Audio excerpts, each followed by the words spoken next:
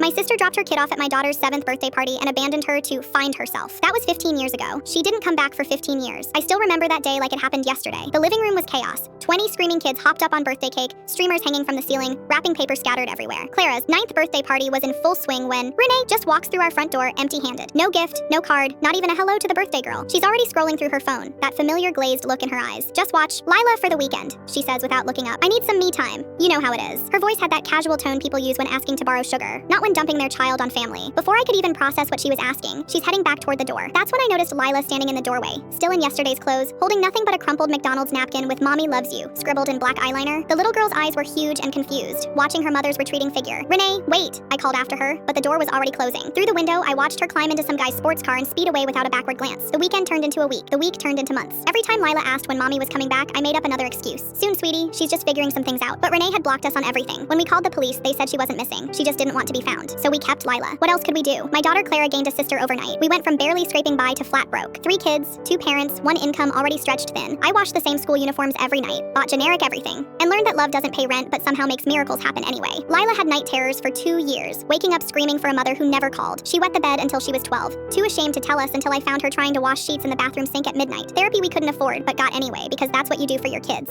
All your kids. But slowly, Lila bloomed. Honor roll every semester. Captain of the debate team, student council president, full scholarship to state university with plans for law school. She calls me mom now, has for 10 years. Renee, just my birth mother when anyone asks. Last month, our grandmother passed. She left us her house and some money. Not a fortune, but enough to finally breathe easy. Enough for Lila's law school, for Clara's college fund. Yesterday, guess who shows up at our front door? Designer everything. Fresh lips and Botox. Wheeling in a Louis Vuitton suitcase like she's checking into a hotel. Renee's back, and she wants to reconnect with Lila and discuss our grandmother's assets. For legal purposes, she announces, settling into our living room like she owns the place. Lila's still my daughter. I have rights to any inheritance involving her. I'm shaking with rage, but Lila, my brilliant, strong Lila, just laughs. It's a sound like wind chimes, light and clear. Actually, Lila says, calmly opening a manila folder, Grandma anticipated this exact scenario. She was a paralegal for 4 decades, remember? Everything went into a trust with very specific conditions. Any biological parent who abandoned their child for more than 2 years automatically forfeits all inheritance claims. It's completely ironclad. Renee's face goes white beneath her expensive makeup, but the money goes to Lila when she turns 25, administered by her legal guardian. That's Mom. Lila looks Renee dead in the eye. You know what Grandma wrote in her personal note to me? Some people plant trees they'll never sit under. Others try to steal shade they never earned. Guess which one you are? You don't get to come back when it's convenient. Mom earned every single day she spent raising me. Every sleepless night, every scraped knee, every homework session, every proud moment. You earned nothing. Renee left the same way she came, empty-handed and alone. Designer heels clicking angrily on our front walk. Lila starts law school next fall, specializing in family advocacy. Says she wants to protect kids whose parents see them as meal tickets instead of human beings. She's crying now, but she's smiling too, and her arms are wrapped around me tight. Thanks for never giving up on me, Mom. I didn't find Lila. She found us. And we found out that sometimes the family you choose loves you better than the one you're born into.